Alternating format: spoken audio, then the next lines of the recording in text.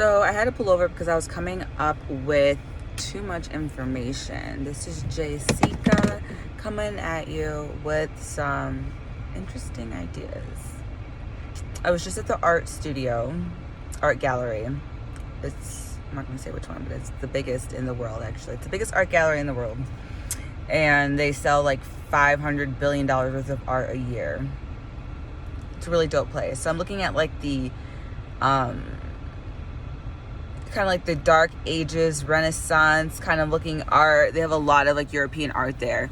They have a lot of pieces of Picasso, Rembrandt, a lot of art. But I'm looking at the art and I'm looking at the description next to it. It's describing the piece, going over like, you know, the time frame, the time scale, and what was going on during those times. So I'm looking at some of kind of dark looking art. A lot of times in Europe, since like, I don't know, like the 1300s, between like 1300s and 1600s, the art was really dark. Really dark looking art. So you guys basically know what I mean. Kind of like evil looking, dark, creepy, and stuff like that. I'm reading the description, and it says the Dark Ages, and there's a timeline, and it says 1350. And I was like, okay, so in 1350, the Dark Ages started. And I'm like thinking, what year is it now? 2020, 1350 minus 2020, that's roughly 600 something years. Okay, let me start breaking down this math since we're talking about six. I start breaking down the math. I'm like, okay, well, this is a time scale or timeline, and it might not be exactly year 1350. It could have been year 1344, but they're just putting 1350 because on a timeline you don't always put the exact year. So I look up on Google when the exact year that the Dark Ages started. The exact year that the Dark Ages started would be year 1347. So I go, okay, let's do 2020 minus 1347. I get like 670 something, or it was a year that was off, and I was like, okay, that's not making sense. How do I make this make sense? Okay, well, this is how I can make it make sense. 2020 is the year of the Gregorian calendar, which is off. So in the year of the age of Pisces, that began the age of like religion and time. You could say before that, everyone in the world was on a lot of different religions or cultures, backgrounds were on a different time stamp. So in the Buddhist time, it was like year 300 something. And then in other places, it was year negative 700 something. And so the age of Pisces, which began, each age is 2,160 years long. So the age of Pisces began that long ago because we just entered a new age. We'll get there. So that emphasized time and religion. So it emphasized that structure. So I'm like, okay, well, really, if I'm going by the Ethiopian calendar, which remains the correct time stamp. So in Ethiopia right now, March 20th, we are entering spring equinox. Spring is the beginning of the year. So New Year's is not really in January because January is in the middle of winter, and winter is not the birth of anything because it's a dead season. A birth season is spring. Spring equinox used to be widely known as the beginning of the year until the Gregorian calendar decided that January 1st, in the middle of a zodiac sign, in the middle of one, is the beginning of the year. So March 20th, 21st or something is spring equinox. It's the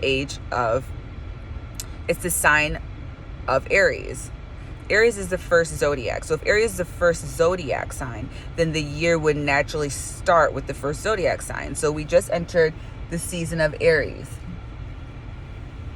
Follow with me. Hang with me a second. So right now, March 20th, we're entering the new year. The spring solstice, which is the mark of the new year, is between March 19th and March 21st every year. So the actual new year is happening as we speak. This is the new year. The Gregorian calendar, compared to the original calendar that it still stands in Ethiopia to this day, Ethiopia will always celebrate their New Year's around this time. Ethiopia's calendar is also, they say, 7 to 8 years behind our calendar. I go by 7. So really, we just entered, instead of entering the year 2020 in January, we just now entered the year 2013. So back to the art that I discovered at the gallery, saying that the Dark Ages started in year 1350, which is really 1347 that I looked up. 2013 minus 1347 is 666. Now, hang with me a second, because I know a lot of people are like, 666.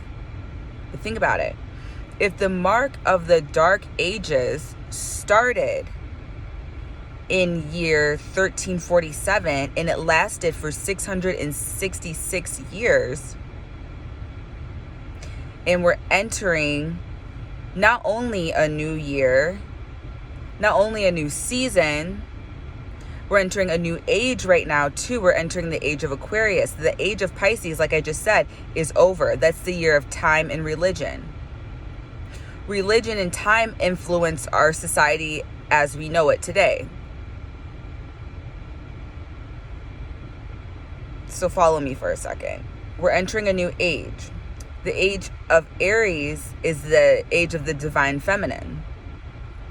The age where women will no longer be oppressed. Women don't think they're oppressed, but we really are. We've just been conditioned that we aren't oppressed, and we've been heavily distracted by makeup and fashion and a bunch of things that don't matter. Women are oppressed. They were oppressed in the age of Pisces, heavily. Women did not accomplish or flourish as they should have. Prior to that, women were flourishing. Okay, so we're entering a new age. For 666 years, there was a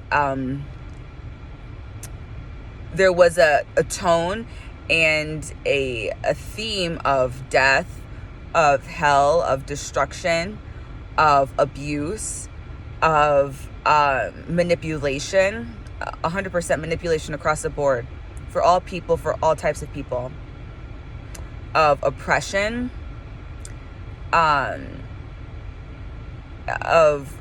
stealing of people's originality, of it was a year. Those were the years of slavery for all kinds of people, but my people too, specifically. For 666 years, since the beginning of the Dark Ages, all of those things were occurring. And right now, we're entering a new age. So 666 signifies 666 years of hell that the earth was going to go through prior to the age of the divine feminine, cleansing, creativity, birth, uniting, the end of people being taken advantage of. It symbolizes women having more opportunity, not necessarily needing a counterpart to succeed and flourish, not necessarily needing a handout or a diploma or a degree or some sort by someone above them to basically say that they are worthy of gaining more in this society. Women will be able to go about and acquire without permission anymore. So what I'm coming to is, right now, what we're experiencing is the destruction of the old age. It has to be dismantled. And the way to dismantle it is that the government does not support, if you can think what you want to, but the government does not support the ascension of indigenous or people or women. There are laws and there are things that make it seem like they do, but they absolutely do not. Things are being reworked right now. Common Core is probably being rewritten. The government is being reconfigured. There's a lot of things that are changing. There are a lot of people that were in control that are going to be held accountable for their actions. They're not going to be allowed to be egregious anymore. They're not going to allow to be abusers anymore. They're not going to be allowed to have these occult-like connections anymore that do horrific things to women and children specifically, and boys and men. Men are victims too. There's a lot of horrible things that are happening to men that no one's talking about. That's not going to happen anymore in the new age. And right now you're witnessing the transition of the old age into the new age. And with that becomes the dismantling of this widespread influence in this widespread society of what has been allowed to happen for the past 666 years, since the beginning of the Dark Ages, since the beginning of hell on earth. That is coming to an end. We are birthing into a new season. We are birthing into a new age of 2,160 years of women not being oppressed, of them being powerful, of them practicing their power, of them carrying themselves in a way where they don't need permission to be accepted. They're accepted as they are. There will be less of the dividing within the feminine society of who's better and who's not, and this is better and that's not. That won't be a thing anymore. And as well as in indigenous cultures, that will not be a thing. What we're witnessing is a destruction, I believe, of the Dark Ages. We're witnessing the transition of the years, the age of control, the age of time, which doesn't exist. A lot of you know, a lot of you don't realize that. That'll be another video. Of time that in a form that doesn't exist in the way that you think it does, and control that has been used by religion to manipulate people, especially women. We're not in a time, it seems chaotic, but we're in a transition. And as long as you don't have affiliation or ties with things that were dark in those ages that helped you to flourish, or ties to ways of the Dark Ages that oppressed other people so that you were allowed to get around easier or have more access, then you'll be fine. 666 is the angel number that represents the divine feminine, the flourishing of the divine feminine, which will lead the earth and the state of the earth's health, which is ill, into a healthier state. We will not do the amount of misuse of the earth's resources in this new age. We'll be a lot more cautious and careful about reusing, about purposing the things that we do use from the earth, like if it's needed, if it's necessary or not, about replanting.